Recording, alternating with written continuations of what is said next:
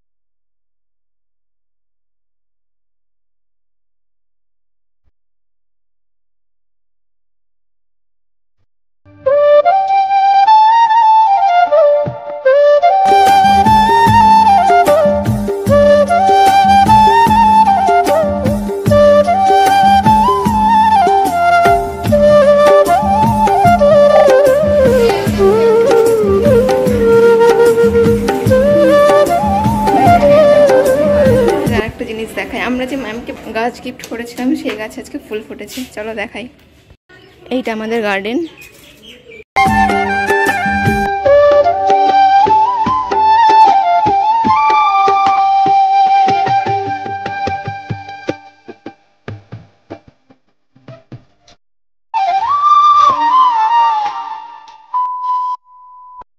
এই বিশেষ দিনটিকে পালনের জন্য এনডিএসের প্রত্যেকটি শিক্ষার্থী আজ এখানে সমবেতভাবে উপস্থিত হয়েছে।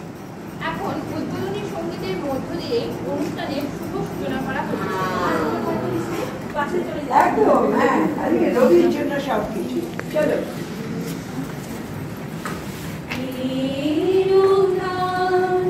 দেখা দি কারবার জন্মের প্রথম শুভ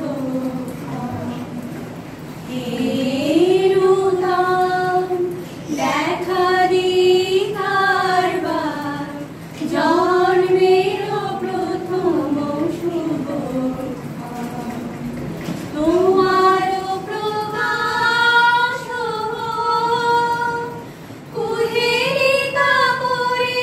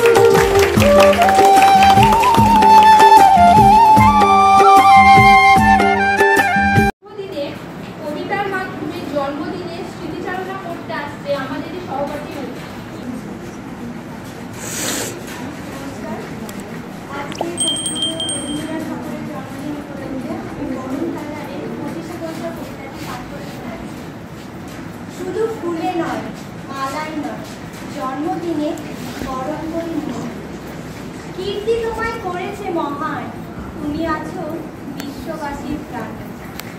প্রতি বছর তোমার জন্মদিন 25শে বৈশাখ আসে যুগের দিন। পূজিত হও তুমি বিশ্ববাসী চিন্তা চেতনা হৃদয়। বঙ্গ সাহিত্যের কোনায় কোনায় তুমি তোমার বিচরণ। জন্মদিনে গান ও কবিতায় আমরা তো তোমায় স্মরণ। তোমার সৃষ্টির সবই যেন প্রবাহমান অমৃত ধারা। গীতাঞ্জলি কিংবা গীতবিতা পড়ে হয়ে যায় আত্মহারা। আমাদের ছেড়ে চলে গেছো বহু কাল আগে অমৃত রূপে। আনন্দে কিংবা বিষাদের দিনে তোমার বাণী হৃদয়ে যায়। জন্মালে তার মৃত্যু হবে, এটা কেহ নয় অমর। তোমার সৃষ্ট অমৃতবাণী করেছে তোমায় অমর। বিশ্বকবি মনের গুরু, আমার প্রাণের গুরু তুমি। দিন রাত পাই তোমার ছোঁয়া, ধন্য যে হই আমি। দিন রাত পাই তোমার ছোঁয়া, ধন্য যে হই আমি।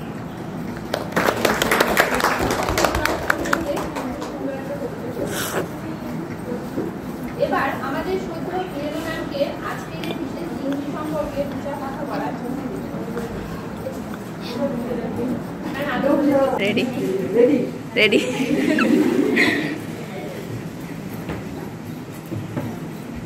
ওর নাম এই বলে খ্যাত হোক, আমি তোমাদেরই লোক। কবিতা, গান, নাটক, প্রবন্ধ, ছোট গল্প, আঁকা, যার সকল ক্ষেত্রে চরম বিচরণ, মানে কোনো ক্ষেত্র ছেড়ে যাননি তিনি আর কেউ নন, তিনি আমাদের প্রিয় রবীন্দ্রনাথ। আজ রবীন্দ্রনাথ ঠাকুরের জন্মদিনে আমরা সবাই একত্রিত হয়েছি।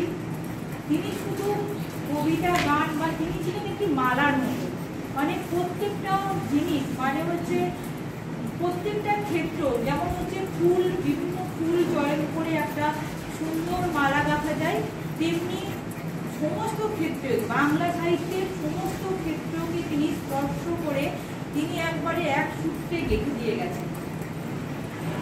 তার মতো কবিকে পেয়ে সত্যি আমরা ধন্য। তিনি ছিলেন কি বলবো আর, পাশ্চাত্য এবং পাশ্চাত্যের সমস্ত ক্ষেত্রকে স্পর্শ করে তিনি একবারে নিজে ছিলেন একবারে মহাসাগরের মতো। গীতাঞ্জলি লিখে তিনি পেয়েছিলেন পদে তিনি নোবেল পুরস্কার, কিন্তু গীতাঞ্জলি ছিল তার সমগ্র রচনায় একটা কণিকা মাত্র। এবং সেই গীতাঞ্জলি টাকা থেকে তিনি যে গীতাঞ্জলি নোবেল পুরস্কার পেয়ে তিনি যে অর্থ সংগ্রহ করেছিলেন, সেটাতেও তিনি কি করেছিলেন, দরিদ্র কৃষকদের জন্য একটা ব্যাংক তৈরি করেছিলেন। তাহলে আমরা কোন দিক ছেড়ে যাব, মানে সোশ্যাল কাজকর্ম থেকে, মানে হচ্ছে কবিতা চর্চা, অঙ্কন, কোনো ক্ষেত্রেই তাকে আমরা বেঁধে রাখতে পারিনি। সকল ক্ষেত্রে তার সমান বিচরণ ছিল। কবির ভাষাতেই বলি যে আজকে এই পূর্ণ লগ্নে তাকে আমরা সশস্ত্র প্রণাম জানাই এবং তারই গানের দুটো লাইন দিয়ে আমি শেষ করছি।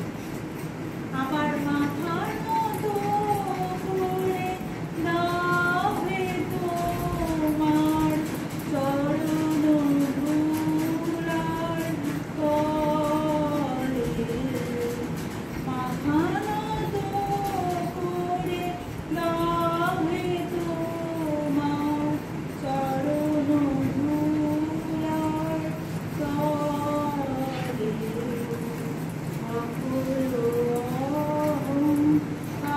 তলে,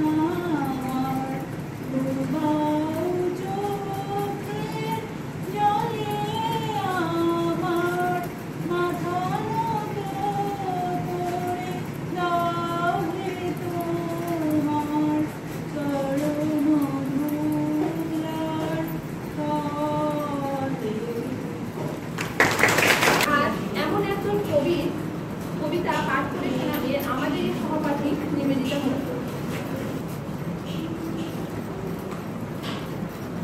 রবি ঠাকুরের জন্মদিন, পূর্ণেন্দু কর্তৃক।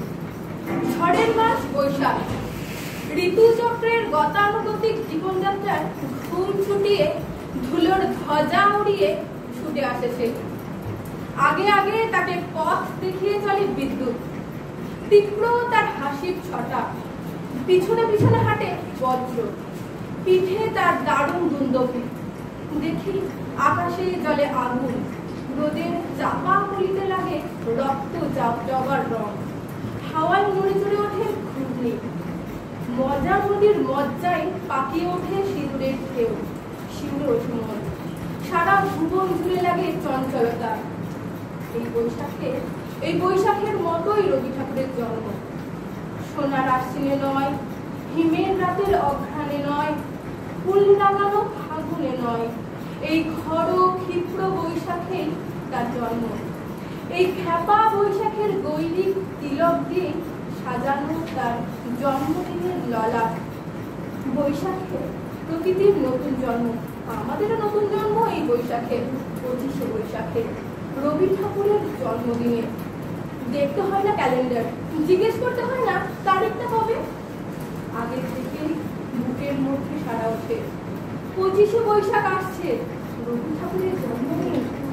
জন্মদিনের পরে জন্মদিন ভুলাই না, রোজই তার জন্মদিন, 25শে বৈশাখ রোজ। প্রতিদিন প্রতিনিয়তই তার সঙ্গে আমাদের চলাফেরা মেলামেশা।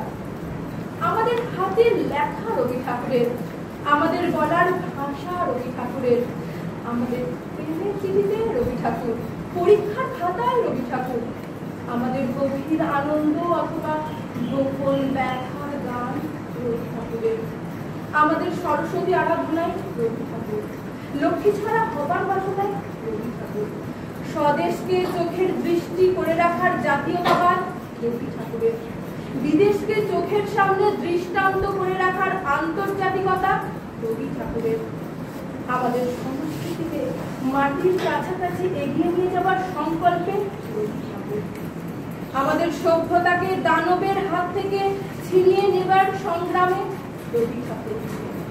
আকাশে মাটিতে এত যে বৃষ্টি পড়ে তার ছন্দ রবি ঠাকুরের, এত যে ফুল ফোটে তার গন্ধ রবি ঠাকুরের। তাই প্রতিদিন তার জন্ম, কোনদিন তার মৃত্যু নেই।